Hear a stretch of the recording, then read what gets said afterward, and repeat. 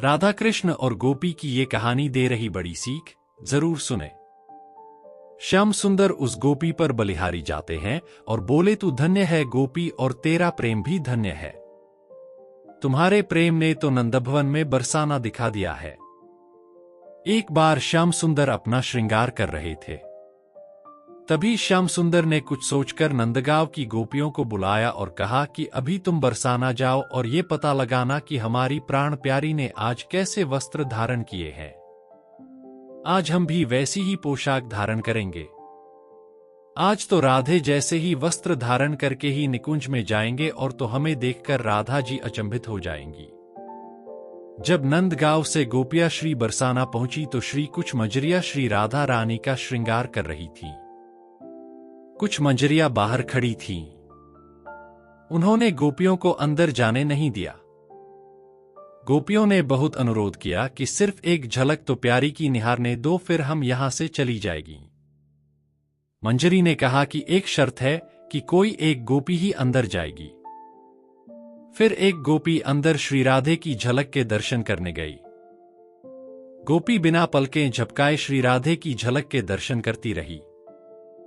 फिर उस गोपी ने तुरंत अपने नेत्र बंद कर लिए और बंद नेत्रों से ही बाहर आकर दूसरी गोपी को कहा कि अरे सखी, जल्दी से मुझे नंदगांव ले चल। सभी सखियों ने कहा कि पहले श्री राधे के श्रृंगार का वर्णन तो कर सखी।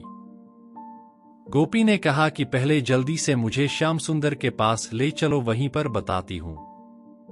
उस गोपी का हाथ पकड़कर सखियां नंदभवन में ले आईं। जब सखियां नंदगांव पहुंची तो श्याम सुंदर ने पूछा कि कर लिए मेरी श्री राधे के दर्शन? अब जल्दी से मुझे बता कैसे पोशाक धारण किए हैं, कितनी सुंदर लग रही थी मेरी प्यारी। तब गोपी ने कहा कि हमारी प्राण प्यारी को बड़े प्रेम से संभाल कर मेरे इन नेत्रों में समाकर लाई हूं। लो अब मैं नेत्र खोल रही हूं। आप मेरे नेत्रों में झांक कर प्राण प्यारी का दर्शन करें। आहा, कितना अद्भुत भाव है, कितना समर्पित भाव है। ऐसा अद्भुत और समर्पित भाव सिर्फ ब्रिज की गोपिकाएं ही कर सकती हैं। तब श्याम सुंदर ने उस गोपी के नैनों में झांका तो बरसाने में श्रृंगार करती हुई श्री राधे दिखाई दी। श्याम सुंदर अपनी प्राण प्यारी की झलक पाकर उस गोपी के नेत्रों में ही खो गए। अपलक उस गोपी के नेत्रों में ही निहारते रहे। अपना श्रृंगार करना भी जैसे भूल गए, एक स्तंभ की तरह जैसे अचेतन हो गए हो। एक गोपी ने श्याम सुंदर को पुकारा तो चेतनवंत हुए। श्याम सुंदर उस गोपी पर बलिहारी जाते हैं और बोले, तू धन्य है गोपी और तेरा प्रेम भी धन्य है। तुम्हारे प्रेम ने तो नंदभवन में बरसाना दिखा दिया है। फिर श्याम सुंदर ने श्री राधे जैसा ही श्रृंगार और पोशाक धारण किए। जिस गोपी के नेत्रों में श्री राधे देखी थी उस कहा कि अब तुम अपने नेत्रों में मेरी छवि को बंद कर लो। उस गोपी ने श्याम सुंदर को भी अपलक निहारा और थोड़ी देर में अपने नेत्रों को बंद कर दिया। श्याम सुंदर ने एक और गोपी से कहा कि इस गोपी को निकुंज में ले जाओ जहां श्री राधे बैठकर मेरा इंतजार कर रही हैं। वो सखी उसका हाथ पकड़कर निकुंज में ले आई जहां श्री राधे अपने श्याम सुंदर का इंतजार कर रही थी। नंदगांव की गोपियों को देखकर उनसे पूछा कि श्याम सुंदर कहाँ है?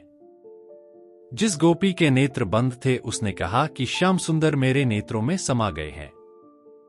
ऐसा कहकर उस गोपी ने अपने नेत्रों को जैसे ही खोला तो श्री राधे भी उसके नेत्रों में झांककर अचंभित सी हो गई।